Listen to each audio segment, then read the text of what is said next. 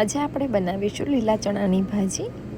તે બનાવવા માટે આપણે જોઈશે 1 કપ જેટલા લીલા ચણા. અહીંયા મેં ફ્રોઝન લીધા છે. ફ્રોઝન ચણા હોય તો એને પાણીમાં બોઇલ કરી લેવાના અને બોઇલ કરીને આવી રીતે ચાળણીમાં ઠારી દેવાના, જેથી કરીને એક્સેસ વોટર નીકળી જાય. ત્યારબાદ એક ડુંગળીને ચોપ કરી લેવાની. લીલા ચણા જે બાફીને રાખ્યા તેને પણ અધકચરા વાટી લેવાના.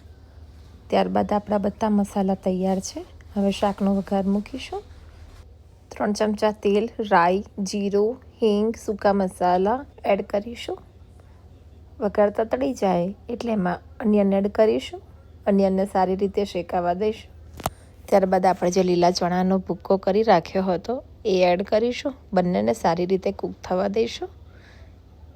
હવે એક વાટકીમાં હળદર, ધાણા જીરું, લાલ મરચું 1 ચમચી લઈ લેવાનું. ત્યારબાદ સહેજ પાણી રેડીને એની પેસ્ટ બનાવી દેવાની.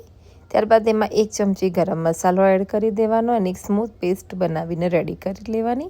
હવે પેસ્ટને મસાલામાં એડ કરી દેવાની. પછી તેમાં ટમેટો પેસ્ટ એડ કરીશું અને સારી રીતે મિક્સ કરી દઈશું અને તેલ ના છૂટે ત્યાં સુધી એને સારી રીતે કૂક થવા દઈશું.